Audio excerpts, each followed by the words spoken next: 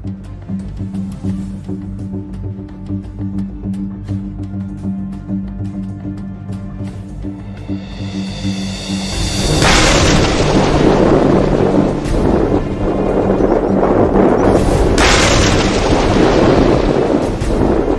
ही में यमन के हूती ने एक बहुत बड़ा युद्धाभ्यास किया था। हूती की इस मिलिट्री ड्रिल में उसकी सारी फोर्सेस जैसे नौसेना, तटरक्षक, ड्रोन फोर्स और मिसाइल फोर्स ने हिस्सा लिया था।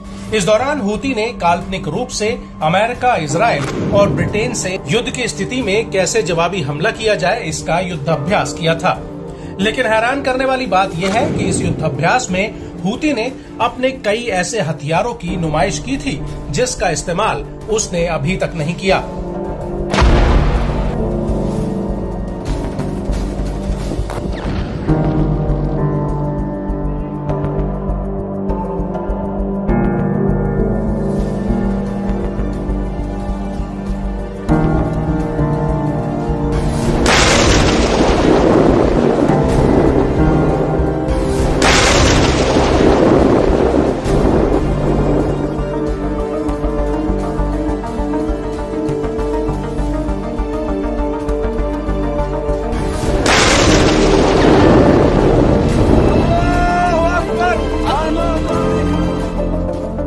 दरअसल अब हूती ने एक ऐसे समुद्री ड्रोन से पर्दा उठा दिया है जो लाल सागर में इजराइल और अमेरिकी जहाजों का काल बन सकता है। जी हाँ, हम बात कर रहे हैं हूती के अलकारिया समुद्री ड्रोन की, जो आने वाले वक्त में लाल सागर और एडन की खाड़ी में एक बहुत बड़ा खतरा बन सकता है।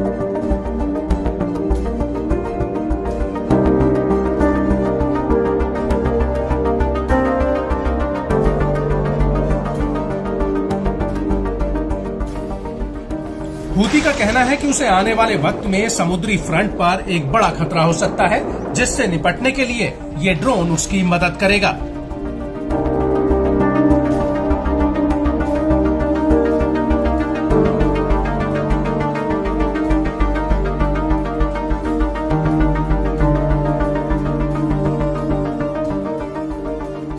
हूती के मुताबिक इस ड्रोन के दम पर उसकी नौसेना समुद्र में और ज्यादा सटीक हमले कर पाएगी।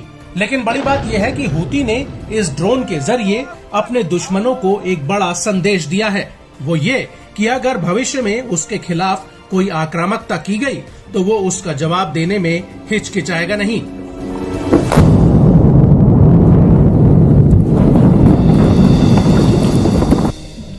लेकिन इस सब के बीच बड़ा सवाल ये है कि आखिर अचानक से हूती के पास इस तरह के मॉडर्न हथियार बनाने की टेक्नोलॉजी कहां से आई। तो आपको बता दें कि पिछले महीने ही हूती ने अमेरिकी नौसेना का एक समुद्री ड्रोन रेमस 600 को यमन के तट पर पकड़ा था और कई रिपोर्ट्स में ये दावा किया गया है कि अमेरिका के इस समुद्री ड्रोन का अध्ययन हूती के मिलिट्री एक्सपर्ट्स और इंजीनियर्स ने किया था। और ऐसा माना जा रहा है कि इसके बाद ही हूती ने अपना नया समुद्री ड्रोन अलकारिया बना दिया।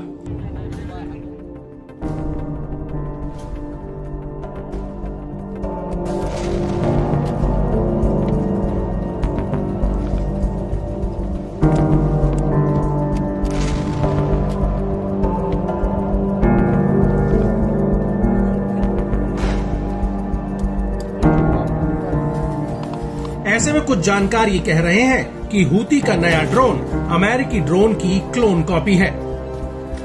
गौर करने वाली बात यह है कि जिस अमेरिकी ड्रोन को हूती ने पकड़ा था उसकी स्पीड 9.3 किलोमीटर प्रति घंटा है और वो समुद्र में 5.6 किलोमीटर प्रति घंटा की रफ्तार से 70 घंटों तक दौड़ सकता है। वहीं दूसरी तरफ लाल सागर में अगर हूती के हमलों की बात की जाए तो इस समुद्री रूट पर हूती अभी तक 130 से ज्यादा हमले कर चुका है।